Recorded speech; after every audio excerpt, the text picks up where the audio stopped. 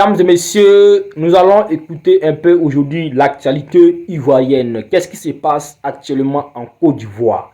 Restons branchés. La famille a deux sorties. Il y a des vidéos qu'ils ont envoyées aux militants RHDP. Ils sont en train de publier dans les groupes là-bas. Ils sont en train de publier ça partout sur Facebook. Elle doit fermer notre bouche.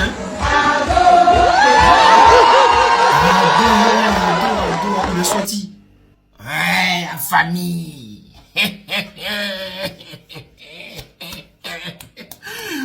Ces vidéos, ça, ils sont en train de publier à les militants. Ils envoient ça en inbox. Comme nous aussi, on a les hiboux là-bas. Là. Ils m'ont envoyé ça. Maintenant, allez-y voir sur Facebook. Ils sont en train de publier ça. Abdel est sorti sur nous. Si vous publiez cette vidéo-là, pour démontrer que Abdel là, c'est qu'il a Dieu. Hein? Chier.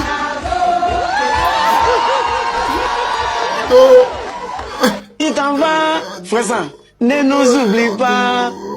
Où tu t'en vas, la cago, ne nous oublie pas. Au ciel, tu t'en vas, ne nous oublie pas. Où tu t'en vas, ne nous oublie pas. Je te bénissons. Tu t'en vas, ne nous oublie pas. La santé. C'est vraiment la famille. Ça fait pratiquement une semaine qu'on ne s'est pas vu. Hein. Ok. Le soldat est de retour. Est-ce que vous sont là? Est-ce que vous sont là? Est-ce que Draminou est là? Abéa. Ate. Draminou est là? Ça fait combien de temps il est parti en France? Depuis on n'annonce pas que Draminou est rentré. Hein? On va parler encore. Et puis il va aller faire IA pour dire que il vient de rentrer. D'accord. Vous voulez qu'on parle? Comme ça, ils vont dire, hey, il vient de rentrer. Attention. Draminou, ça fait au moins 2-3 semaines, on dit que tu es venu ici. Champion, faut rentrer à Abidjan si tu es là. Ou bien si tu n'es pas là aussi, et là, ils ont fait la IA. Ils vont créer moi là-bas, ils vont dire qu'il est rentré. Bon, nous aussi là, on a diplôme de ça. On sait détecter ce qui va, ce qui ne va pas. Ok, j'aimerais dire quand même au gouvernement ivoirien, au gouvernement français, puisqu'ils sont en complicité, les intimidations ne passeront plus. N'essayez pas de nous intimider, n'essayez pas de faire votre que vous êtes dedans là. Ça ne passera pas. On dit nous on est déjà cabri mort. Vous voyez nous là, nous on est avion. On dit avion ne fait pas marche arrière. Nous on s'en devant seulement. Nous là, c'est Gbagbo on connaît. Nous là, vous n'avez rien compris. Nous on dit on est anti-Draminou. On est anti-RHDP. Hein? Donc, quel que soit tout ce que vous allez faire là, nous, les virus du RHDP, vous ne pouvez pas trouver un médicament de ça. Quel que soit tout ce que vous allez faire, les intimidations, tout ce que vous allez faire. Mais, des jours là, vous avez vu des vidéos où on montre des vidéos de nos camarades dont ils ont été agressés comme ci, comme ça. Non, les gars, ça ne payera pas. Ça ne peut pas nous freiner.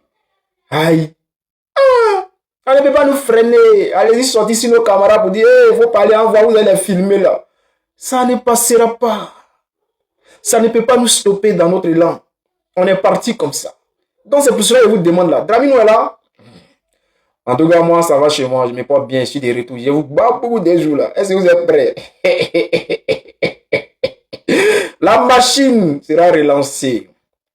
La machine, la traque de Draminou. Est-ce que vous êtes prêts? Est-ce que vous êtes prêts? Je viens vers vous. Hein? Il s'est passé beaucoup de choses hein, cette semaine-là en Côte d'Ivoire. Ouais. J'ai reçu beaucoup d'informations. J'ai vu beaucoup d'images. J'ai vu des gens qui ont parlé. J'ai vu des gens qui ont critiqué. On est de retour pour rechercher Draminou. Les gars, ça fait 3 semaines, non? Attendez, je vais vérifier quelque chose. Je vais vérifier. Oh, il était mon téléphone.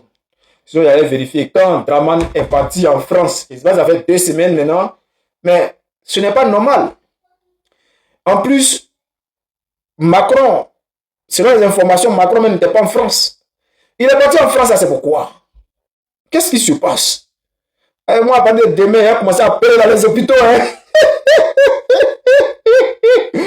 À partir de demain, il a commencé à appeler dans les hôpitaux. Hein? Il a commencé à appeler dans... Vous me connaissez? Vous me connaissez. Je vous donne 24 heures, non, 48 heures, parce que vous voyez, non, c'était précipité.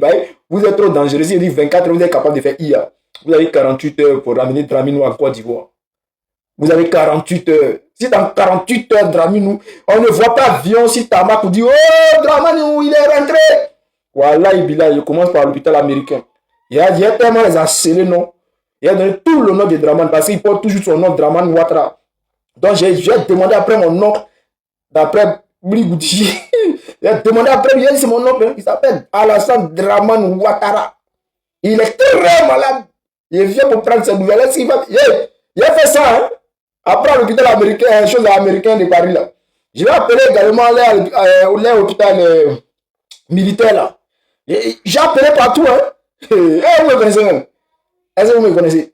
Il y a appelé les morts qui sont à la chose à Mougin là. Ils vont aller vérifier dans la villa là. Hein.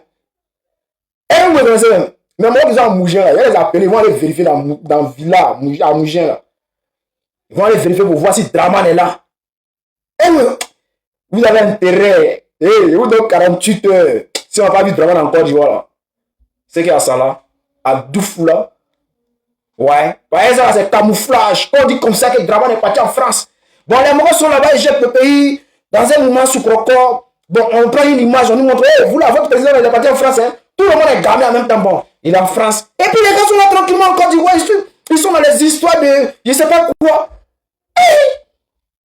Depuis qu'un président quitte le pays, il fait au moins 2 semaines. 2 semaines à l'extérieur. Sachant très bien que le pays là, on peut taper. On peut taper à n'importe quel moment. Non, aucun président ne peut faire ça. Mais même Macron, son pays est sécurisé. Lui, il n'a pas peur de quelque chose là. Il sait que lui, c'est l'élection qui peut l'arriver là. Lui, quand il voyage en Iran, chose là. En Syrie, il va 1 fois, 2 fois. C'est-à-dire, il rentre, il sort. Il ne va pas aller faire 3 jours là-bas. Mais quand il va aux États-Unis, il rentre, il sort. Mais votre Draman, là, lui, va en France, il est assis. Est-ce que vous savez ce que c'est Draman? Quand on parle ici, on dit, oh, là, assis encore. Ils vont venir parler IA, donc c'est IA. Vous, là, méfiez-vous, hein. Méfiez-vous. Si vous dites que Draman est là, il va venir gouverner le pays là. Hein. Les gens parlent de 7 août. Mais 7 août là, ça c'est rien.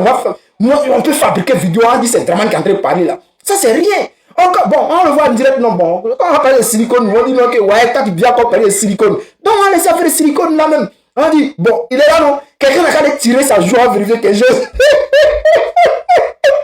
Et on dit, ça va encore de retour. Je suis de retour. Vous avez 1 semaine, il était dans un gloglo, un koumfou. Un fou, et mais ici de retour.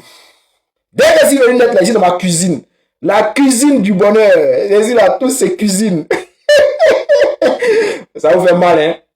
Mais c'est mon coin. Donc prenez ça quoi. Ça vous fait mal. Je sais que les jaloux là, ça vous fait mal. Bon, pas les jaloux, mais les haineux là. Je sais qu'il y a les gens là, ça les fait mal quand ils sont là, pas le coin. Ah, il n'y a pas de retour. Oh, lui là même là. Ah, on t'a pas déjà là-bas, on t'a pas. Oh, mais déjà, on est en dingue, hein? Ça vous fait mal même quand il rigole. Donc les gars, apprêtez-vous parce que ça va motoriser. Il a commencé à accélérer les choses. 2 jours là, il a commencé à traquer Draminou. On est avec lui jusqu'au paradis. En passant, je vais m'adresser un peu à nos cadres du PPACI. Écoutez les gars, vous savez que moi je ne vous appelle jamais. C'est pas parce que vous ne m'intéressez pas ou bien parce que c'est pas parce que voilà. Vous savez, je respecte tous les cadres du PPACI. Je suis fan de votre gamme. Je vous dis la vérité. Mais il y a un problème. Dites-nous simplement, si vous ne voulez plus qu'on parle du PPACI là. Dites-nous, les gars, ne parlez plus du PPACI. Vous voyez, nous on va faire nos vidéos, on va défendre le président Gbagbo dans sa position. Voilà, voilà. Et puis on sera dans notre coin, tranquille. Parce qu'il s'est passé, je n'étais pas là, il s'est passé des choses, comme on m'a dit, tout ça. Vous voyez, donc, les grands frères, que ce soit, bon, je ne vais pas citer des noms, mais tous les cadres du PPACI. Vous savez, nous sommes en ce moment dans une période où on est confronté à des difficultés. Les gens sont là, ils sont en face de nous. Vous savez très bien ce qui se passe, mais vous faites exprès. Et il se passe des choses où nos camarades essaient de faire comme d'habitude. Ils font tout pour toujours aider le PPACI. Voilà, les gars, nos cadres là, vous savez, Si vous ne voulez plus que Oxymore, le soldat de Gbagbo, la graine, Juan, Raoul président, Saki, T800, tous les camarades, en tout cas qui sont de diaspora, comme si vous ne voulez plus qu'on parle du PPACI, sortez ou bien appelez-nous, dites-nous les gars, arrêtez de parler du PPACI. C'est vrai que quand on a commencé à parler, on a commencé à défendre le PPACI et le président Gbagbo, personne ne nous a envoyé, personne ne nous a demandé de dire non, ah les gars, hey, parlez du PPACI ou bien allez-y défendre le président Gbagbo Laurent. Non, personne ne nous a mis en mission. Donc aujourd'hui là, même si on dit non que bon, personne ne vous a envoyé, donc c'est pas les gens qui vont venir vous dire non, non, d'arrêter de parler du PPACI. Les gars, on sait que personne ne nous a envoyé. Mais c'est vous qui avez été nommé dans le PPACI. C'est vous qu'ils ont nommé. C'est vous qui dirigez le PPACI. Donc vous avez aussi le pouvoir de nous dire, les gars, ne parlez plus du PPACI. Vous voyez, parce que ce que je viens de voir là, ça me fait mal. Parce que je ne sais pas quoi, mais ça me fait mal. Ce comportement-là. Si le fait de défendre le PPACI vous dérange, ou bien le fait de critiquer quand même quelques petites boudes qui se passent au PPACI, si ça vous dérange là, vous nous appelez parce que j'ai l'impression que vous êtes en colère façon là, je ne sais pas. Vous êtes en colère façon là. Bon, on va finir ça, mais... On ne réagit pas trop ces temps-ci parce que tout ce qu'ils sont en train de faire, c'est de la comédie. C'est de la pure comédie. Voilà, ne soyez pas des gens de peu de foi. Soyez concentrés. D'accord? Parce que le pays, là, il sera libéré. Voilà. Moi, je vous le dis et je vous le confirme. Ce pays-là, il sera libéré. Laissez-les gesticuler. Laissez-les patauger dans la boue, raconter des bêtises. Même voir Ouattara se faire investir d'après lui-même. Voilà pourquoi je dis aux Ivoiriens, ne vous laissez pas distraire. Et soyez concentrés. Parce que ce monsieur-là ne nous gouvernera pas. Qu'il monte, qu'il descende. C'est un mec qu'on dit, hein, pour monter, il faut descendre. Donc, demandez à Draman de descendre. Parce qu'il ne nous gouvernera pas. Alors, je t'ai informé de prime abord tous les camarades que j'ai été convoqués à nouveau. Et je ne vais pas communiquer, bien entendu, sur la date de la dite convocation. Mais c'était tout simplement pour vous porter à la connaissance de tous les internautes et de tous les camarades qui prient pour Johnny, qui prient bien entendu pour la Côte d'Ivoire, que Johnny Pacheco a été convoqué à nouveau. Alors aujourd'hui, je suis ici pour qu'on décrypte ensemble, bien entendu, les différentes sorties, que ce soit du lieutenant Apalo à les entourer, voilà, parce que ce n'est pas un général. Quand on dit général, c'est insulter, bien entendu, tous ceux même qui ont eu, tout au long de leur carrière, apporté ces grades-là. Donc, il n'est pas un général. C'est le sang des Ivoiriens, d'accord? Le sang des élèves gendarmes et la trahison qu'il a eu à orchestrer vis-à-vis de l'État de Côte d'Ivoire pendant la crise de 2010, qui lui a valu ces étoiles que vous voyez là. Donc, ce n'est pas un général, appelez-le lieutenant. Et celui qui s'est fait appeler accord de Budapest, voilà, vous le connaissez bien, donc on va parler des deux là. Et je vais m'adresser au peuple de Côte d'Ivoire. Voyez-vous, on ne réagit pas trop ces temps-ci parce que tout ce qu'ils sont en train de faire, c'est de la comédie. C'est de la pure comédie. Voilà, ne soyez pas des gens de peu de foi. Soyez concentrés. D'accord? Parce que le pays, là, il sera libéré. Voilà. Moi, je vous le dis et je vous le confirme. Ce pays-là, il sera libéré. Laissez-les gesticuler. Laissez-les patauger dans la boue, raconter des bêtises. Même voir Ouattara se faire investir d'après lui-même par des chefs traditionnels. Laissez-les faire la comédie. Des chefs traditionnels qui sont des simples mortels. Et on te parle, et toi, tu vas te faire d'après toi investir par les chefs traditionnels. C'est plus Dieu qui établit les hommes. C'est devenu les chefs traditionnels qui établissent, bien entendu, les présidents des républiques. Donc, laissez-les crier. Mais j'aimerais dire au peuple de Côte d'Ivoire de se tenir prêt. Voilà, tenez-vous prêt. Comme je vous l'ai dit, ce monsieur que vous voyez n'est pas le président de la Côte d'Ivoire. Il est en train de courir dans le carton. Et ne vous trompez même pas. Nous, on sait dans quoi on est. Et on sait où nous sommes en train de partir. Et aujourd'hui, le temps nous donne raison. Du vrai perturbateur de la Côte d'Ivoire, ce n'est pas le président Gbagbo. Et vous le savez tous, vous le voyez aujourd'hui. Vous comprenez? Parce que hier, on a dit que le président Gbagbo ne voulait pas la paix. Il ne voulait pas la paix, c'est à cause de lui que la rébellion est arrivée, etc., etc. Mais, il a fait sa part. non seulement dès sa prise de fonction, il a organisé un forum de réconciliation pour permettre aux Ivoiriens de se parler les uns les autres sans faux fuyant, sans langue de bois. Il a même permis le retour de Dramane Ouattara, qui avait sur sa tête une épée de Damoclès qui a été levée par Laurent Gbagbo et qui lui a permis de rentrer en Côte d'Ivoire pour venir nous mentir au forum de la réconciliation nationale. Mais peu importe, le mensonge ou pas, on lui a donné le droit à la parole. Vous comprenez? Ce même Laurent Gbagbo, quand il a été agressé en 2002, il a fait sa part. Il est allé à Accra, à Kléber, ils sont allés à Makoussi, il est allé à Pretoria, à Lomé, etc. Et il a fait violence sur lui-même pour permettre à l'homme de Sendou, à la tête de notre pays, d'être candidat. Ce n'est pas la loi qui a permis à Ouattara d'être candidat. C'est Laurent Gbagbo, au nom de la paix, qui a permis à Ouattara d'être candidat. Parce que si on veut véritablement regarder la loi, si on veut véritablement regarder le droit, Ouattara ne peut jamais être candidat en Côte d'Ivoire. Donc regardez le sacrifice énorme que le président Gbagbo a fait pour la paix. Pour ne pas que les fusils tirent en Côte d'Ivoire. Pour que les Ivoiriens soient dans la paix. Le président Gbagbo, au nom de la paix, d'accord, s'est sacrifié et a permis à ce que ce perturbateur-là soit candidat. Parce qu'il a compris que c'était le seul gage, la seule porte qui nous restait pour aller à la paix. Et Laurent Gbagbo n'avait pas tort. Parce que vous avez vu que dès la prise de fonction de Ouattara, la Côte d'Ivoire qui était divisée en deux n'est plus divisée.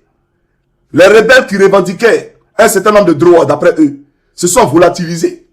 Et aujourd'hui, force est de constater qu'ils sont promus à des postes de haute responsabilité dans notre pays, la Côte d'Ivoire. Donc, qui était véritablement les parrains? Qui était alors leur mandat? Ça veut dire que Laurent Gbagbo n'avait pas tort. Parce qu'il a vu la main qui était derrière. Il a compris que ces jeunes gens qui avaient pris des fusils là, leur parrain n'était rien d'autre qu'Alassane Dramane Ouattara. Et que s'il faisait de celui-là un candidat, il allait avoir la paix définitive en Côte d'Ivoire. Et Laurent Gbagbo l'a fait. Aujourd'hui, Ouattara, dans l'exercice des fonctions de chef d'État, regardez l'ascenseur, regardez son comportement. Il refuse que M. Gbagbo soit candidat. Il refuse que M. Tidiane Thiam soit candidat. Il contraint M. Solo Kibafoury Guillaume à l'exil et il nous demande à nous, Ivoiriens, d'accepter ça. Alors qu'il n'est pas à son premier mandat. Nous sommes en train d'aller vers un 4e mandat. C'est-à-dire il a fait 3 mandats, 15 ans à la tête de notre pays, la Côte d'Ivoire. Et on nous demande à nous, de nous taire, d'accepter cela. Voilà pourquoi je vous dis que vous comprenez désormais qui a envoyé la crise en Côte d'Ivoire et qui ne veut pas la paix dans notre pays. Parce que ce n'est pas ceux qui revendiquent aujourd'hui la candidature de Gbagbo et de Tidiane Thiam et de Soro qui ne veulent pas la paix. C'est celui qui les a écartés qui ne veut pas la paix.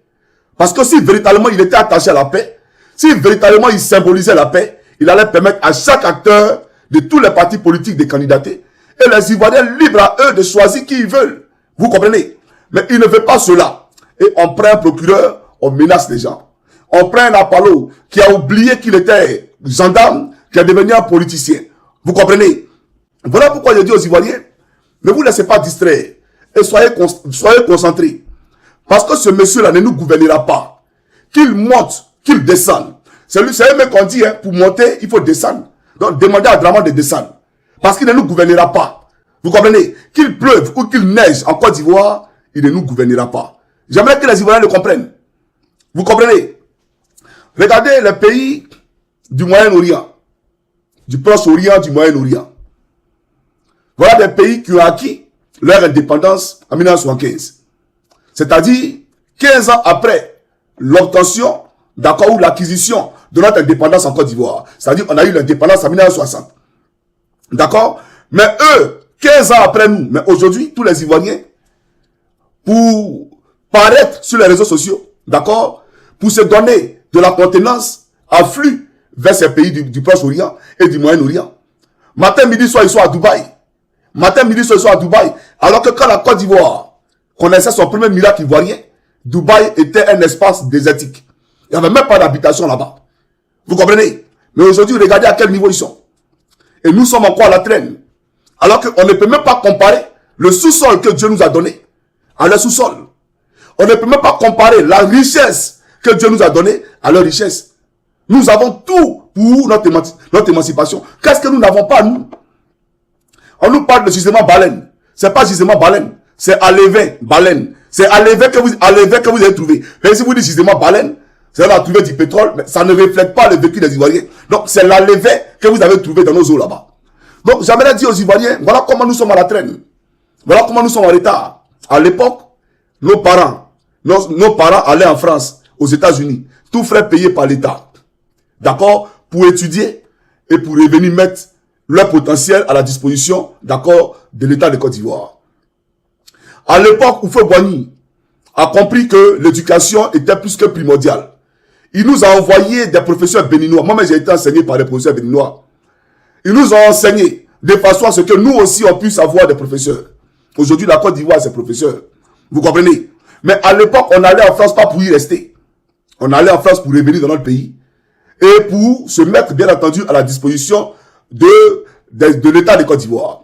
Aujourd'hui, ce n'est pas le cas. On est haut fonctionnaire de l'État, mais on veut aller au Canada. On est haut fonctionnaire de l'État, on veut aller à Paris. On veut aller en Angleterre. Regardez même à Bouna. À Palois les Entourés, le lieutenant a envoyé des gendarmes pour aller mater les populations là-bas. Vous comprenez? Et arrivé à Bouna, parmi les gendarmes qui sont allés exécuter l'ordre d'Apalo et de Draman, il y a 2 gendarmes qui ont cambriolé un vieux. Ils l'ont dépouillé de son argent. Il avait 100 000 francs sur lui. Ils ont arraché 90 000 francs. Des gens qui sont venus superviser d'après eux, maintenir la paix sociale à Bouna pour, bien entendu, que les élections se fassent bien. Mais ils sont allés dépouiller un vieux. Ça veut dire que même les gendarmes ont fait. Ces gendarmes-là sont des nécessiteux. Parce que je ne vais pas comprendre qu'un gendarme puisse, bien entendu, s'adonner à de tels actes, aller dépouiller un citoyen et prendre 90 000 francs dans son argent. Mais pourquoi la gendarmerie ne communique pas dessus? Pourquoi il ne dit pas que ces gendarmes l'ont fait? Parce que même ces gendarmes-là, pendant qu'ils sont sur le terrain, si quelqu'un les appelle pour leur dire, on a un visa pour toi, tout de suite, tout frais payé, tu vas en France, il va laisser trahir là. Un calage pour fuir, pour aller en France. Vous comprenez? Donc, vous êtes tous dans le même panier comme des crabes. Leur salaire, c'est combien? Une somme dérisoire, banale. Ils appellent quoi maison baillée? Ces maisons précaires là, où ils habitent là. C'est comme ça qu'un homme doit vivre convenablement. Donc, j'aimerais vous dire, à vous, peuple de Côte d'Ivoire, soyez sans crainte aucune. Et la mobilisation est continue. La mobilisation là, est continue. Je vais vous faire écouter Apalo. On va l'écouter d'abord. Hein. Et bien entendu, après, je vais décrypter. Voilà, je vais décrypter son discours. Alors, Apalo à les entourer, il est où? Alors, on écoute rapidement, c'est parti. Quelqu'un va se cacher lui-même. Et puis il dit, je lance un mot d'ordre, allez-y vous battre, sortez. Pourquoi lui il n'est pas sorti? Vous pouvez nous accompagner. Et vous sortez. Pour parler de son avenir, il faut vivre. Vous vous trompez lorsque vous créez les conditions pour affronter les forces de l'ordre. Parce qu'on ne peut pas accepter que vous coupez la route. On est obligé d'utiliser la manière moyenne, ce n'est pas encore la manière forte. Face aux chefs et aux jeunes, c'est pas encore la manière forte. Ne m'obligez pas à utiliser la manière forte. Mais, parce que vous entendez parler de ce monsieur-là. Pour avoir un avenir radieux, il faut être en vie. Il a menacé même de rendre un film des gens. Mais personne n'est dans une velléité d'affronter les forces de l'autre. J'aimerais dire à l'inculte d'Apalo à les Entourés, qui ne connaît pas le droit apparemment, que dans la constitution de Côte d'Ivoire, c'est écrit noir sur blanc que l'Ivoirien a droit à la parole et a droit à protester. D'accord? En France, quand les gilets jaunes sortaient, le commandant supérieur de la gendarmerie en France n'est pas allé voir les parents des gilets jaunes pour dire, vos enfants là, je vais les rendre infirmes. Et je n'ai pas encore utilisé les gros moyens. De quel gros moyen tu parles? Mais utilise-les et puis on va voir. Devant le peuple, un peuple désarmé qui revendique un état de droit et qui revendique le respect de la Constitution qui est la loi fondamentale, la loi suprême. Toi, tu te lèves pour dire non, je vais vous rendre infirme, je vais utiliser le plus gros moyen. Mais la Côte d'Ivoire est en guerre. Ou bien le peuple, c'est lui qui est devenu l'ennemi de la Côte d'Ivoire. C'est le peuple qui attaque la Côte d'Ivoire. Et ils sont armés. Et toi, tu vas sortir les gros moyens. Sors-les ces gros moyens là. Arrête ta comédie. Tu es devenu politicien. Quand je disais aux gens que tu m'avais donné une chemise du RDA à l'effigie d'Alassane Dramane Ouattara, les gens pensaient qu'il m'amusait. J'appelle l'Éternel Jésus-Christ ici en témoin. À Katiola, tu m'as remis une chemise du RDA à l'effigie d'Alassane Dramane Ouattara. Et toi-même, tu as porté une chemise du RDA où il y avait le visage d'Alassane Dramane Ouattara. Un commandant supérieur de la gendarmerie. C'est grave. Ça n'a jamais existé depuis l'histoire de la création de cette institution-là. Jamais de la vie. Mais j'aimerais te dire, les Ivoiriens qui sortent là, on t'a dit que c'est les mineurs. Ils t'ont dit qu'ils sont mineurs. Ah d'accord, je comprends. Comme en Côte d'Ivoire, à 42 ans, on est encore chez papa et maman. À 52 ans, on est encore chez papa et maman. À 60 ans, on est encore chez papa et maman. Donc toi, tu penses que tout le monde est mineur. C'est-à-dire, à 42 ans, on est mineur. Donc on peut aller parler à nos parents et ils vont nous parler en retour. Mais il faut te réveiller. Parce qu'à l'âge de 18 ans, on est majeur. Dès l'âge de 18 ans, on est responsable à part entière. Sinon, ce que vous arrêtez arbitrairement. Pourquoi vous ne partez pas d'abord voir les parents pour dire, on a arrêté vos enfants. Parlez à vos enfants, sinon on va ouvrir la maca pour les mettre là-bas. Pourquoi vous les prenez pour les mettre à la maca directement? Si on peut faire recours aux parents, premièrement. Allez parler à les parents d'abord avant de les mettre en prison. Donc arrête ta comédie. Il faut arrêter la comédie. Tu vas parler à nos parents et ils vont faire quoi? C'est eux qui nous envoient de la rue. Ou bien nous, on n'est pas là à l'école. On ne sait pas ce qui est conscient pour nous. On ne sait pas ce qui est bon pour nous. Nous, on est un culte, on est illettrés. On ne connaît pas la loi. On ne connaît pas la constitution de notre pays. On ne sait pas pourquoi on proteste. Nous, à 42 ans, on vit chez papa et maman là. Nous, on ne sait pas pourquoi on est chez papa et maman. Mais c'est parce que le système va mal qu'on est chez papa et maman à 42 ans. Donc, on est conscient de cela. Et c'est parce que, justement, on veut sortir de quoi? De la tutelle. D'accord, de papa et maman à cet âge-là. Voilà pourquoi on sort. On sort parce qu'on est malade. Papa qui est à la retraite est obligé d'aller s'endetter pour pouvoir nous soigner. Voilà pourquoi on sort. On sort parce qu'il n'y a plus d'espoir pour nous. D'accord? Tout a été caporalisé. Le système nous a oubliés. On est captif du système. Voilà pourquoi on sort. Et tu vas parler à nos parents. Qu'est-ce que nos parents vont changer? Ils vont nous parler de quoi? On n'a plus que 18 ans. On a 18 ans révolus. Donc arrête ta comédie là. Arrête d'aller emmerder papa des gens. Tu vas t'asseoir devant les parents des gens, tu racontes quoi? Tu l'as fait en 2020. En 2020, tu as fait le même scénario. Tu es passé à Daoukro. Tu es allé à Yamsokro. Tu es allé à Dabou. Ah donc c'est pour ça que Ouattara t'a nommé là. C'est pour ça là. Aller parler de bouche en bouche. Aller de village en village. Faire asseoir les parents des gens pour les menacer. C'est pour ça qu'on t'a mis commandant supérieur de la gendarmerie. Mais, en parlant des entourés, parce que tu es amnésique, en 2010, quand Alassane Dramane Ouattara et sa clique agressaient la Côte d'Ivoire, est-ce que Kassaraté passait de village en village pour aller parler aux troupes de Ouattara, à leurs parents? Est-ce que Kassaraté est toi-même allé te parler à toi à Palou? Est-ce qu'il allait te parler? Quand les rebelles de Ouattara attaquaient Babo Lora là, Kassaraté est passé de maison en maison. Mais parce qu'il sait que les responsabilités là sont individuelles. Les responsabilités sont individuelles. Celui qui a pris son truc contre la République de Côte d'Ivoire, c'est à lui on a affaire, pas à ses parents. Personne n'avait affaire aux parents des gens. Toi-même là, tes parents là, tu penses qu'ils allaient partir naturellement. Laurent Gbagbo, mais celui que parce que tu as fait la rébellion en 2002, il allait s'en prendre à tes parents. En 2002, quand tu étais à Boaké, parce que c'est ça au fait que les Ivoiriens ne savent pas. Tu étais un rebelle. Tu as été à Boaké pendant 2 ans. Quand la Côte d'Ivoire était divisée en deux. Quand le pays a été attaqué en 2002. Tu étais à Boaké pendant 2 ans. Je ne sais pas comment Gbagbo a fait pour te reprendre. Parce que toi-même, quand il t'a vu à Torogué, ton esprit ne me plaisait pas. Je ne sais pas. Mais tu ne m'as jamais plu. À Torogué, quand il te regardait, quelqu'un a piton chez lui à la maison. Et le pauvre Toba Noé, tu t'as le fiolet. Et il meurt. Et après, je ne sais pas, Laurent Gbagbo. Au fait, voilà pourquoi j'ai dit, Laurent Gbagbo n'a pas voulu gérer la Côte d'Ivoire et sa tribu. Il a compris qu'on était une nation. Qu'on était un seul peuple. Il n'était pas question de Sénoufo, de Bété, de Maoka, etc.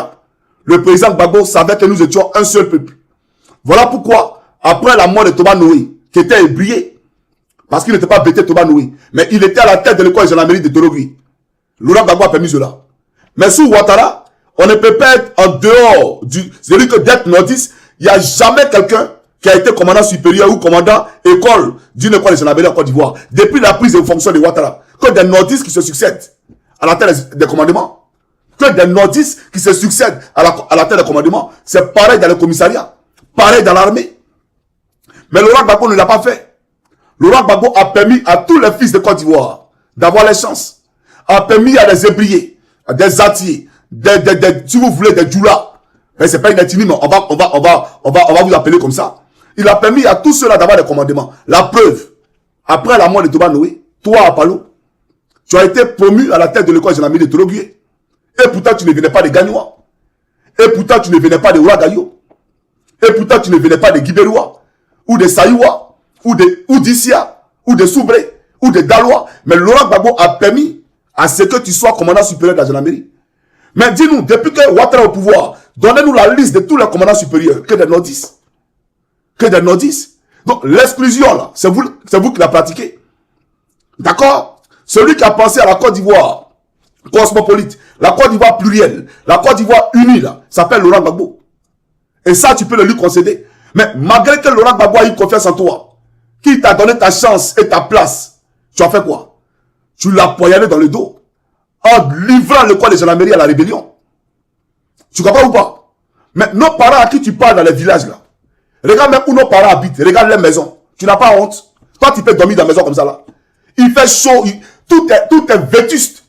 Nos parents vivent dans des conditions précaires. Et tu n'as pas honte de venir aligner ta cortège de 100 millions de francs, c'est pas une seule voiture.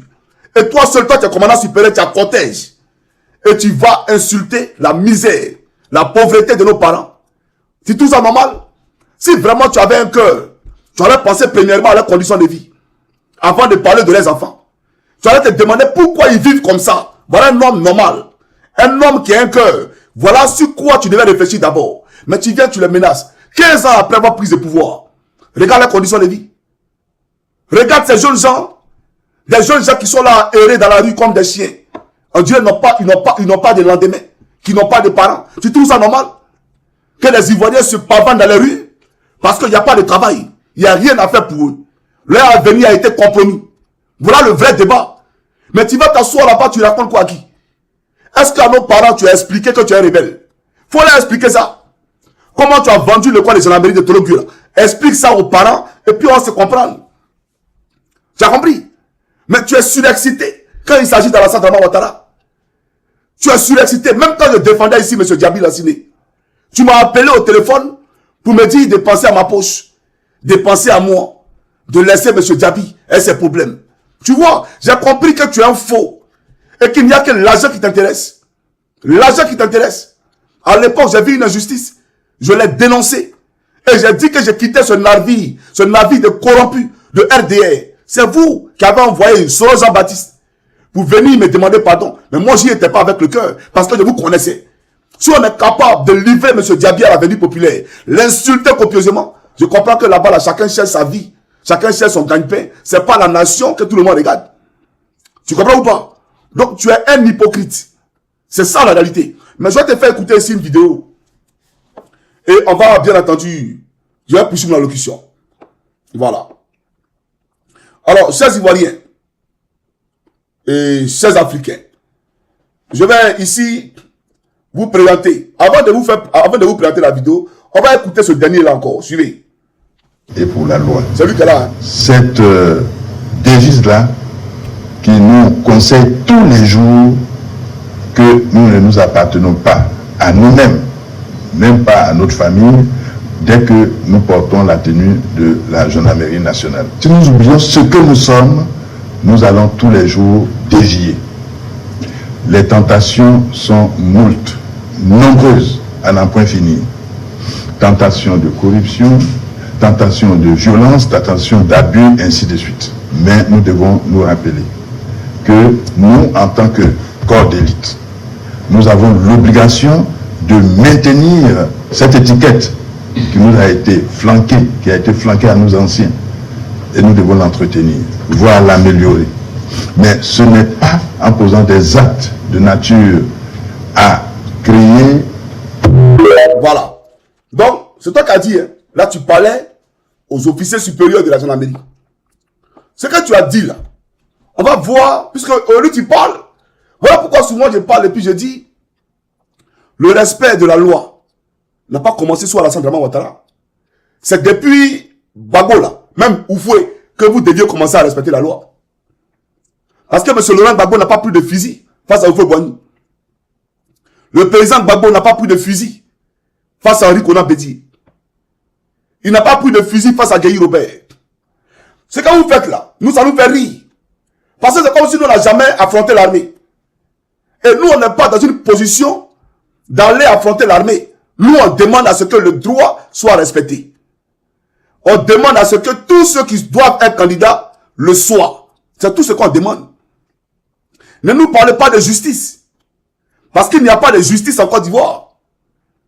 Ne nous parlez pas de suivre, d'accord, les institutions judiciaires. Parce qu'il n'y a pas de pouvoir séparé en Côte d'Ivoire. Le pouvoir exécutif décide de tout ce qui se passe dans le pays. Il n'y a même pas de parlement. Tout ce qui est pris en Côte d'Ivoire comme loi, c'est pris par ordonnance. Vous comprenez? Quelqu'un qui nomme des sénateurs, là où d'autres sont votés. Il n'y a pas de loi, c'est un désordre. C'est un désordre. La Côte d'Ivoire a été calquée et taillée sur mesure, dramanienne. Et ça, on est conscient de cela. Non, ne nous parlez pas de justice. Parce que tout à l'heure, je parlerai de justice.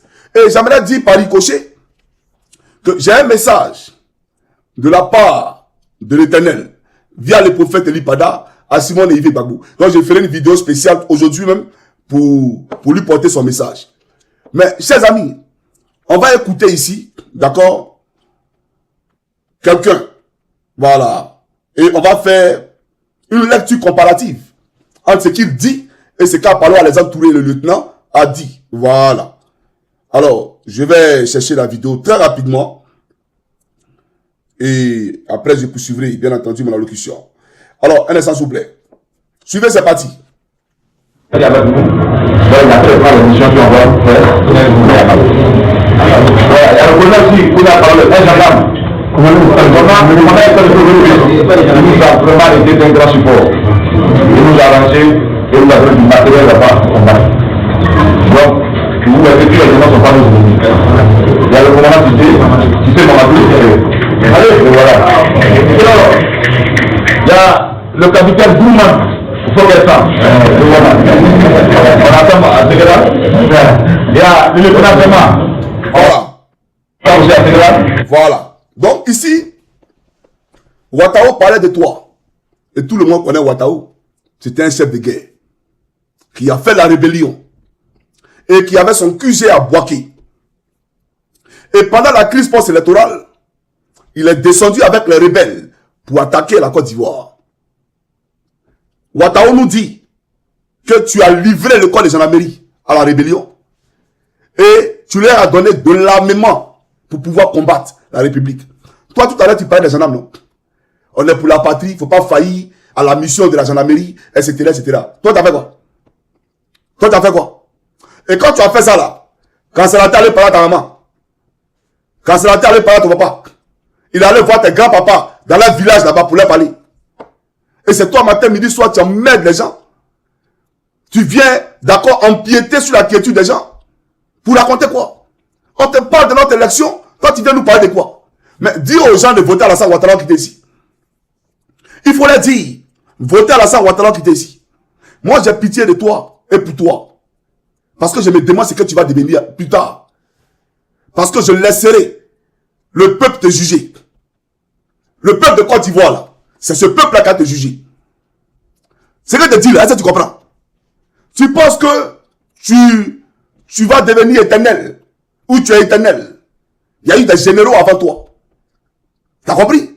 Monsieur le lieutenant, il y a eu des généraux avant toi. Mais ils sont où aujourd'hui? Kasserate, oui, vous l'avez violé. Vous avez violé Kasserate parce que lorsqu'il a témoigné en faveur du président Gbagbo à la CPI, ça déplut à Ouattara et à son fils photocopie. Et ils l'ont éconduit de son poste d'ambassadeur au Sénégal. Parce que après son passage à la CPI, ils l'ont enlevé ambassadeur en même temps. Et Vous ne vous êtes pas arrêté là. On n'a pas épargné sa vie. Il a été violé, réduit au silence. C'est un général qui a contrôlé la gendarmerie. Donc, c'est une menace. Ils l'ont violé en même temps.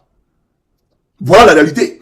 Donc, pour dire, faut expliquer les aveux de Ouattao à nos parents. Quand il va dans les maisons de nos parents, là, faut leur expliquer ce que Ouattao vient de dire là. Faut leur expliquer ça d'abord. Et puis nous on va comprendre ce qu'il est en train de dire. Mais tout ce que tu dis là, ça rentre ici, ça sort ici. Tu racontes des bêtises. Tu n'es pas un homme pieux. Tu n'es pas un homme de bonne probité morale. Et d'ailleurs, tu es un retraité. Un retraité qui fait la leçon aux gendarmes. Toi, tu les sermonnes. Tu es un corrompu. Tu es un corrompu. Tes étoiles, là, quand tu regardes, tu vois la couleur de mon vêtement, là, non? C'est rouge. Ce que tu as versé en Côte d'Ivoire, là, c'est ce qui matérialise, d'accord, tes étoiles. T'as compris? Mais pour te dire, demain, tu auras une fin lancinante. Parce que pour toi, il n'y aura pas de rédemption. Et je le dis tous les jours. Tu es accroché au bien chimérique. C'est-à-dire le matériel. Mais il faut être dépourvu de conscience intellectuelle pour être attaché à un bien qui est chimère. Quelque chose qu'on va tous laisser pour partir. Et vous êtes accroché à ça. C'est-à-dire aujourd'hui, on idolâtre l'argent. L'argent est devenu le maître à penser d'Apollo. L'argent, l'argent, l'argent. Parce qu'il n'a jamais pensé dans sa vie qu'il allait s'asseoir au commandement supérieur de la gendarmerie. Il n'a jamais pensé dans sa vie de précaire, d'accord, de prolétaire, qu'il allait un jour arriver à ce niveau-là. Et aujourd'hui, puisque tous les gendarmes, toutes les unités de gendarmerie lui donnent de l'argent chaque fin du mois, et il voit des millions et des milliards, pour lui la vie là, c'est fini. Donc il vient protéger ses acquis. Tu cours là, tu as peur de quoi? Tu as peur parce que tu as trop de biens en Côte d'Ivoire. Tu as trop de biens en Côte d'Ivoire. Et donc tu protèges ces biens parce que le seul gage, le seul garant, d'accord, qui pourra permettre à ce que tu puisses profiter de cela, c'est Alassane Dramane Ouattara, président de la Côte d'Ivoire. Mais il ne le sera pas. Parce que toi, tu es poussière, et poussière tu détourneras. Et l'Éternel qui nous a créés, le Seigneur Jésus-Christ, d'accord, est sur la terre de Côte d'Ivoire. Parce qu'il a choisi ce peuple de Côte d'Ivoire. Et il est avec ce peuple de Côte d'Ivoire. Voilà pourquoi ce peuple de Côte d'Ivoire ne fléchira pas et tu n'es rien. Toi, tu es qui? Devant les anges de l'Éternel. Toi, mec, qui ne sais même pas si tu verras le jour se lever. Toi, tu ne peux même pas prolonger d'une seule seconde ta durée de vie sur terre. Toi, tu es qui? Tu peux trahir. Tu parles et tu dis aux gens, ils sont à l'étranger, et puis ils disent, sortez, sortez, et maintenant, venir. Mais comment viens nous trouver ici? Si tu es vraiment général, là, viens nous trouver ici. Toi, tu es sûr que toi, en face de mon phare, tu as cœur d'ouvrir ta bouche pour parler. Appelle ici. Tu veux vraiment montrer que tu es général, non? Mais viens en Europe ici, viens me parler, en voir. Et puis on verra.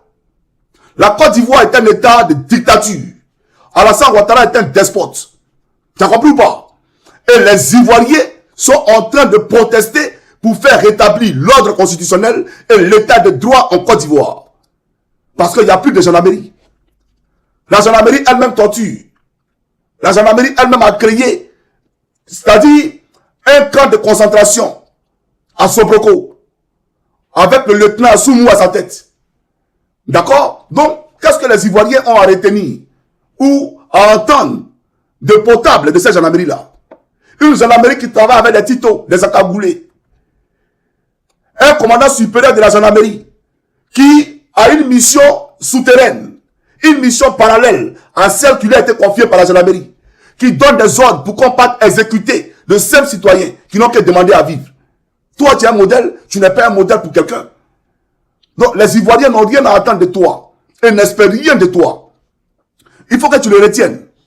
Tu as compris? Tu es un politicien, nous le savons tous, et je l'ai annoncé il y a longtemps. Tu as compris? Mais dans une république, on n'est pas obligé d'appartenir tous au même parti politique. Enlever ça 6 mois là, c'est démoniaque. On n'est pas tous obligés d'appartenir à, comment on appelle ça, au même parti politique. Il faut permettre le débat d'idées. Il faut permettre la liberté d'expression. C'est ce qui fait avancer un État. C'est ce qui construit une nation forte. la liberté d'expression, le débat d'idées, la confrontation des intelligences. Mais vous voulez que les Ivoiriens aient une pensée unanime, une pensée homogène. Mais ce n'est pas possible. Ce n'est pas possible. Vous avez vu ça là où? Vous avez vu ça où? Même vos maîtres qui vous envoient, les Français, on vous a dit qu'en France, on a une pensée homogène? Pas du tout. Quelqu'un qui a fait 15 ans au pouvoir, qui veut continuer encore en excluant des candidats. Et toi, pardon, tu as venu dire, accepter ça, c'est normal. Si toi, Ouattara te donne à manger là, il ne donne pas à manger à toute la Côte d'Ivoire. Tu as compris? Donc, il ne faut pas emmerder nos parents. Tu les laisses tranquilles dans la pauvreté. Tu les laisses tranquilles dans la chaleur.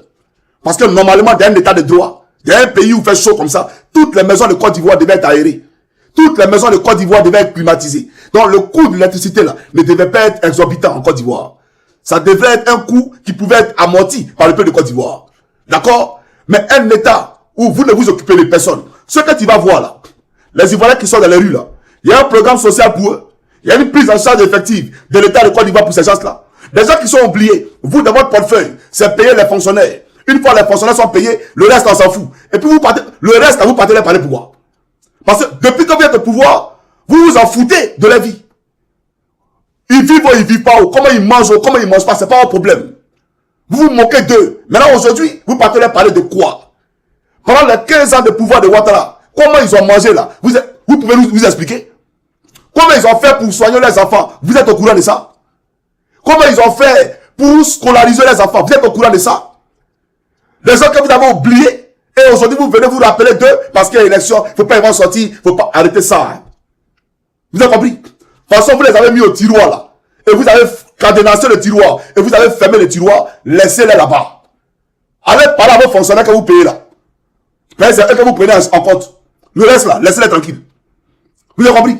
Vous laissez les Ivoiriens tranquilles. Parce que vous ne savez pas comment ils vivent, comment ils dorment, et comment ils mangent, comment ils se soignent. Vous ne savez pas tout ça là. Toi, Palo, tu vis dans le climatiseur. Tes enfants sont dans le climatiseur. D'autres maisons en France, ta fille est en France.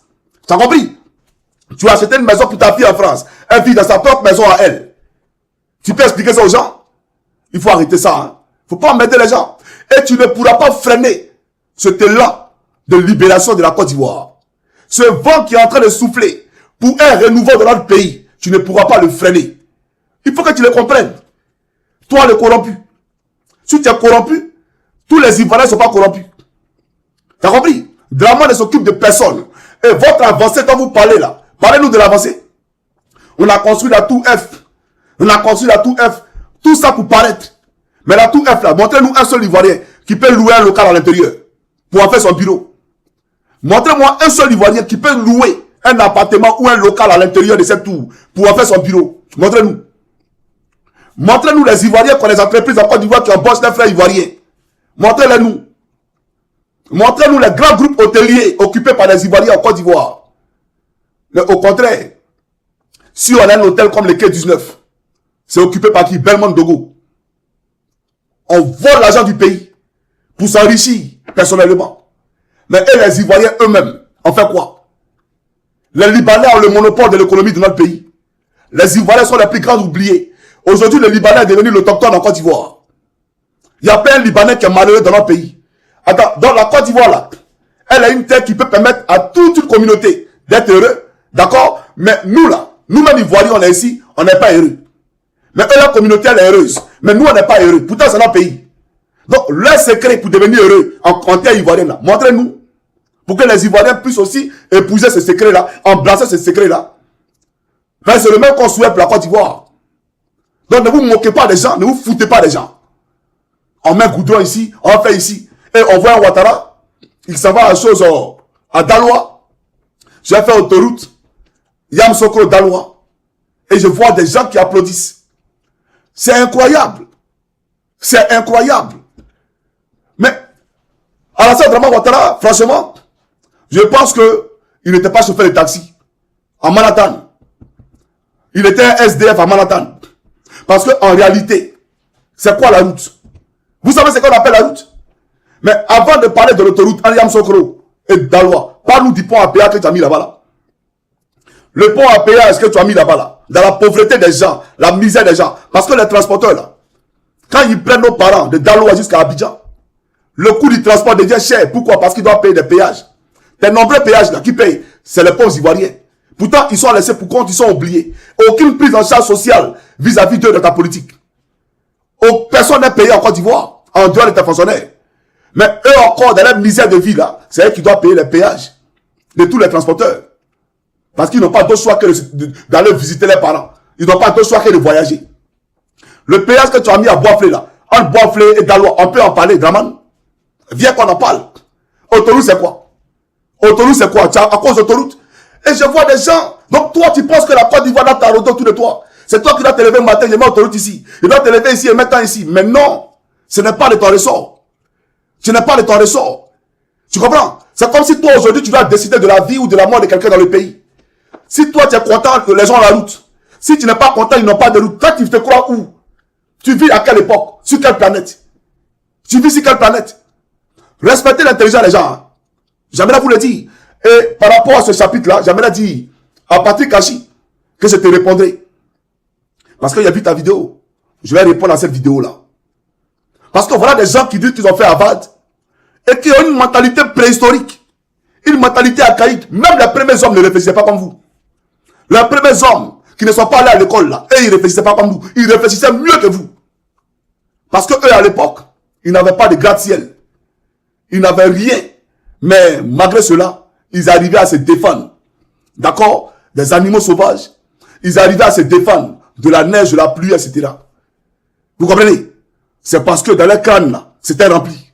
Mais vous aujourd'hui qui avez fait école, on dirait même que la Côte d'Ivoire est dirigée par les analphabètes. On dirait des gens qui ne sont pas là à l'école. Parce que regardez les Ivoiriens comment ils vivent à Gagnoa. Regardez ici à Daloa, Danane, etc. Vous allez comprendre que vous êtes des analphabètes. Parce qu'on ne peut pas être lettré. On ne peut pas avoir été à l'école et puis contraindre les Ivoiriens à vivre dans de telles situations, dans de telles difficultés. Vous comprenez? Donc arrêtez d'insulter notre intelligence. J'aimerais vous le dire. Alors, j'ai dit que j'allais m'adresser à deux personnes. À Palo et son Brahima là. D'abord, je vais voir, je suis à combien de minutes? 45 minutes. Sur la première vidéo, 45 minutes. Bon, d'accord. Je vais m'adresser ici à Brahma. Brahma, bon, il a fait ta vidéo spécialement à côté. Sur ce, public, chers camarades, d'accord, je vous dis à tout à l'heure. Je vais m'échanger rapidement. Question pour vous de dissocier les deux vidéos. Et j'aimerais ici dire à un compte Johnny Pacheco officiel. Il faut arrêter ça, hein. J'aime pas ça du tout. Il y a un compte YouTube là qui s'est fait appeler Johnny Pacheco officiel. C'est pas moi ça. Pourquoi vous êtes obligé de vous faire passer pour moi? Pourquoi? Moi je comprends pas. Là où je suis là, je ne dis pas je n'ai pas donné à quelqu'un, d'accord, de restriction ou d'avertissement pour dire faut pas utiliser mes vidéos, je m'en fous. Ça contribue à l'avancement du combat. Que les gens utilisent mes vidéos, c'est pas un problème. Mais c'est faire passer pour moi là, je ne suis pas d'accord. Voilà, ça ne me plaît pas. Ton nom là, il faut changer ça. C'est pas mon ça. Voilà, pas te faire passer pour moi. Sinon, je demanderai à tous ceux qui me soutiennent d'aller te boycotter, d'accord? C'est bon. Mais il faut enlever ce nom là. J'ai montré ici ce compte dont je parle et après, je poursuivrai mon allocution.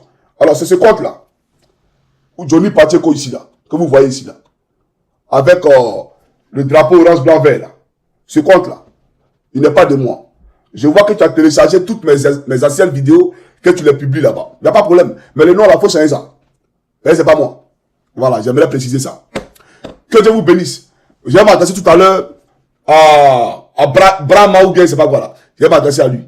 Donc, à Palo, en conclusion, mon mot de fait te concernant, la Côte d'Ivoire n'a rien à faire. D'accord, la Côte d'Ivoire a mieux à faire que de recevoir des conseils d'un désœuvré. D'accord? Un homme qui est foncièrement souillé. C'est ce que tu dis là, tu comprends? Voilà. Un homme qui a pour maître maman. Non. Nous sommes les fils de lumière. À Torogué, tu as versé nos parents, là, leurs enfants. Tu as versé les sangs. Sur la clôture de Torogué, beaucoup ont été frappés par une infirmité. Ceux qui ont réussi à s'échapper sont infimes aujourd'hui. Ceux qui ont réussi, d'accord, qui n'ont pas réussi, sont aujourd'hui à 6 pieds sous terre.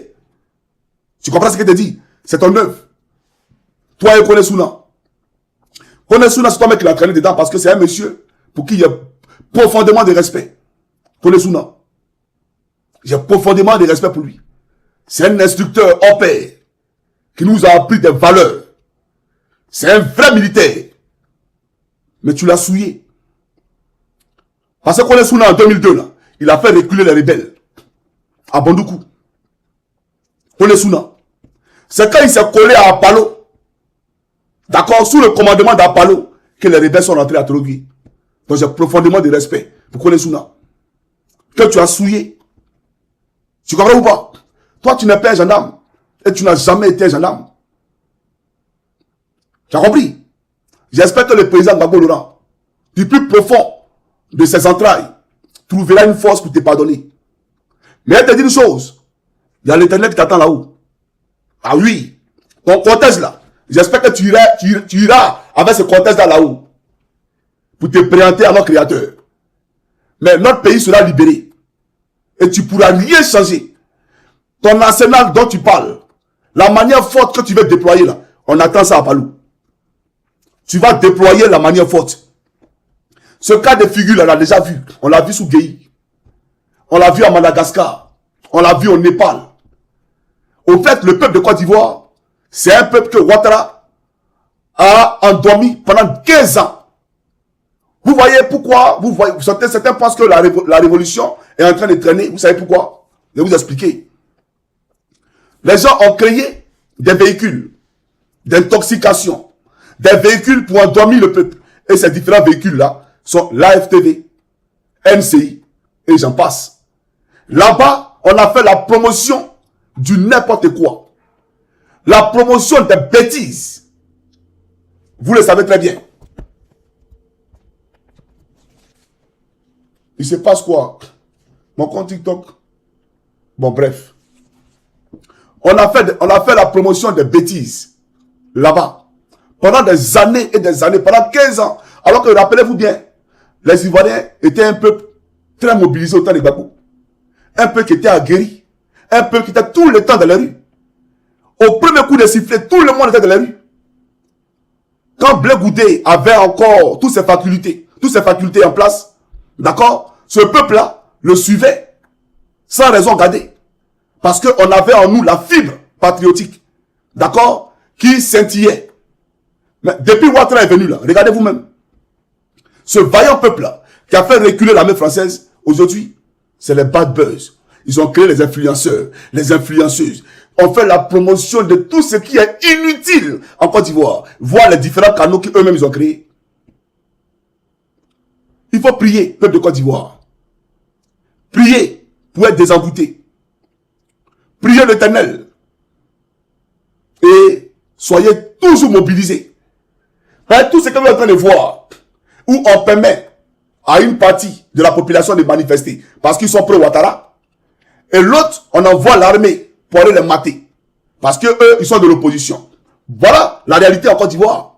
Donc, ce qu'on devait faire, c'était d'inscrire dans la Constitution, chers Ivoiriens, tous les Ivoiriens n'ont pas droit à protester, sauf le RDR. Voilà ce qu'on devait écrire dans la Constitution. Tous les Ivoiriens n'ont pas droit à protester, sauf le RDR. La liberté d'expression n'est pas garantie en Côte d'Ivoire, sauf aux militants du RDR. C'est eux qui doivent parler. Là, on est d'accord. Donc, il faut réécrire cette Constitution-là. Sinon, si c'est la Constitution que nous on voit actuellement là, elle est violée par le RDR. Donc, les gens eux-mêmes qui violent la loi, c'est eux qui veulent nous faire la loi, c'est eux qui veulent nous faire la morale. Non, je suis désolé. Je refuse cela.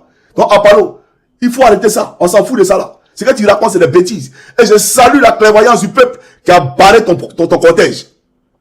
Fallait déployer les grands moyens. Quand ton cortège a été bloqué là, fallait déployer les grands moyens pour aller voir. Pour te dire que 2020 n'est pas 2025 et ça ne passera pas. À l'époque, le président Gbagbo n'était pas sur le terrain. Aujourd'hui, il est là. C'est Bédié, vous avez eu. Mais vous avez eu Bédié. Bédié là, il a des multitudes d'enfants. Bédié a fait des enfants que nous sommes. Il y a beaucoup de bédiéistes en Côte d'Ivoire. Il faut écrire ça pour garder à Palou. Que Dieu bénisse la Côte d'Ivoire, sauf toi et Draman. Je vous dis à tout à l'heure.